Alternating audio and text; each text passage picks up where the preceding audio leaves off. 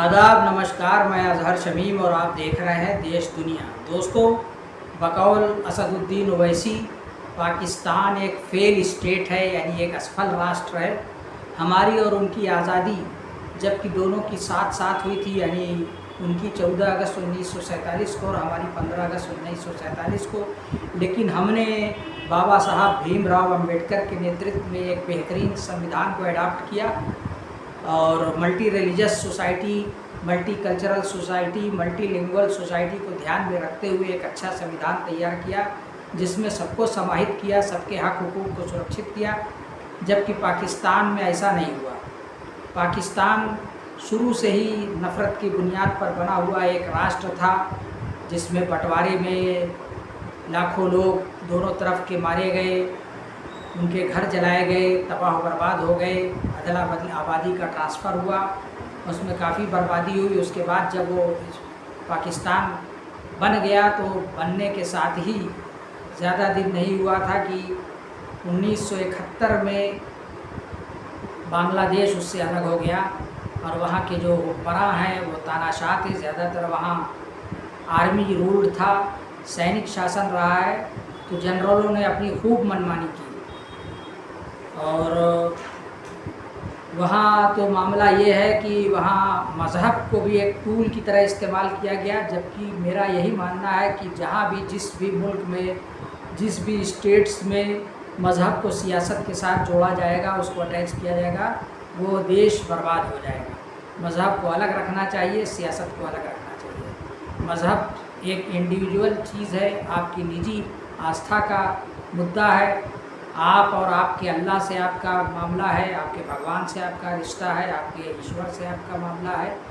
आप उसको आध्यात्म तक ही और अपने मन और दिल के सुकून तक ही रखें और अपने आत्म अनुशासन के लिए मज़हब का इस्तेमाल करें, वो बेहतर होगा।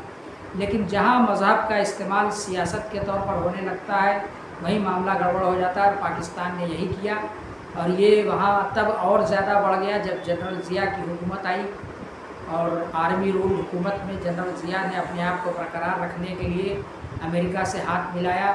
और ये वो दौर था जब अफ़गानिस्तान में रशिया बैक हुकूमत चल रही थी बाबरक करमाल की, और उसके बाद नजीबुल्लाह आए तो अमेरिका रूस को वहाँ से हटाना चाहता था, उसको भी पाकिस्तान की ज़रूरत थी।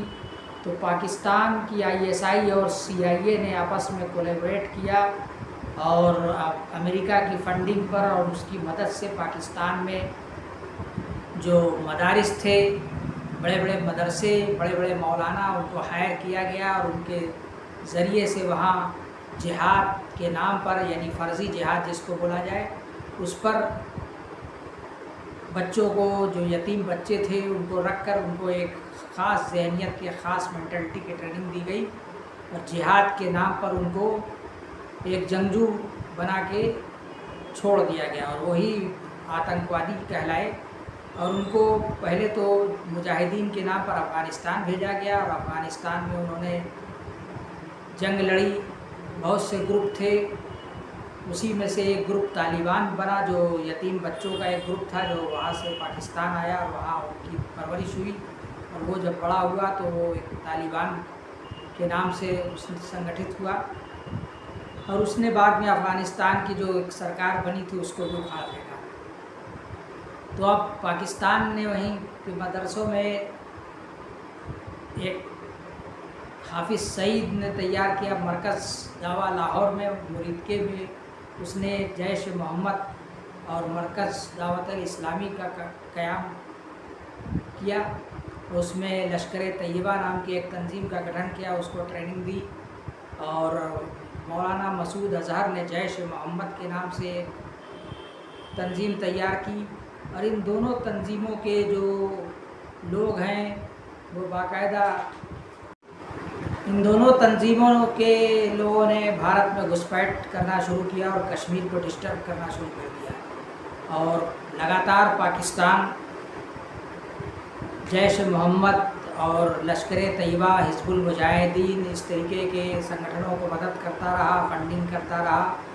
उनकी मुज़फ़्फ़राबाद में ट्रेनिंग होती रही, बहावलपुर में ट्रेनिंग होती रही और वहाँ से ट्रेंड आतंकी भारत आते रहे और कश्मीर को लहूलुहान करते रहे। तो इसी का एक विकृत रूप और एक बड़ी घटना जो घटी पहलगाम में, और यही घटना जो थी इसने एक वार का रूप ले लिया और भारत को मजबूरन पाकिस्तान पर अटैक करना पड़ा। तो पाकिस्तान की तो ये हालत है दोस्तों कि वहाँ सेक्ट्स का भी झगड़ा है, शिया, सुन्नी, हनफी, वहाबी, देवबंदी, बरेलवी, कादियानी सब आपस में लड़ रहे हैं। कोई मस्जिदें भी सुरक्षित नहीं है, सब एक दूसरे की मस्जिदों में बम फोड़ते हैं, ब्लास्ट करते हैं। तो इसीलिए मैं कह रहा हूँ कि पाकिस्तान एक फेल्ड स्टेट है, वहाँ की हुकूमत उसको कंट्रोल नहीं कर पा रही है और सिर्फ दहशतगर्दी का कारोबार कर रही है, जिसकी वजह से उसका विकास अवरुद्ध हो गया, महंगाई बढ़ गई, उसकी जीडीपी निचले स्तर पर आ गई है और उसकी अहमियत वर्ल्ड लेवल पर भी ख़त्म हो गई है। विकास की जगह पर पाकिस्तान विनाश के रास्ते पर चल पड़ा है। दोस्तों, वहाँ की एक बड़ी पार्टी है पीटीआई, जिसके नेता इमरान खान हैं, जो प्रधानमंत्री रहे। उनको भी इन लोगों ने कई साल से जेल में बंद कर रखा है और वो जनता के चुने हुए नुमाइंदे थे। उनकी जगह पर बेईमानी से मौजूदा प्रधानमंत्री सत्ता में आ गए और वहाँ मामला अभी भी उनके ऊपर मुकदमा चल रहा है। तो पाकिस्तान अगर दरअसल देखा जाए तो सिर्फ पूरे पाकिस्तान पर पंजाब, जो पाकिस्तानी पंजाब है, वहीं के नेताओं का होल्ड है, उन्हीं की पकड़ है। चाहे वो फ़ौज हो, चाहे हुकूमत हो, पंजाबी बिरादरी के लोग वहाँ हावी हैं। बाकी सिंध, खैबर पख्तूनख्वा और बलूचिस्तान सब डिस्टर्ब स्टेट है। पाक ऑक्युपाइड कश्मीर, कहीं भी सुकून नहीं है, अमन नहीं है, हर जगह अराजकता का माहौल है और अलगाववाद का आंदोलन चल रहा है। बलूचिस्तान की तो हालत बहुत ख़राब है और बलूचिस्तान इनसे संभाले नहीं समझ रहा है। दोस्तों, मैं अज़हर शमीम और आप देख रहे हैं देश दुनिया। आपको क्या लगता है, क्या वाकई पाकिस्तान फेल्ड स्टेट है, नाकाम राष्ट्र है और वो दहशतगर्दी फैला रहा है? आप कमेंट बॉक्स पर अपने विचार अवश्य रखें और हमारे चैनल देश दुनिया को लाइक कीजिए, शेयर कीजिए। पहली बार अगर देख रहे हैं तो सब्सक्राइब करिए और फेसबुक पर है तो अज़हर शमीम नाम की जो हमारी प्रोफाइल है उसको फॉलो कीजिए।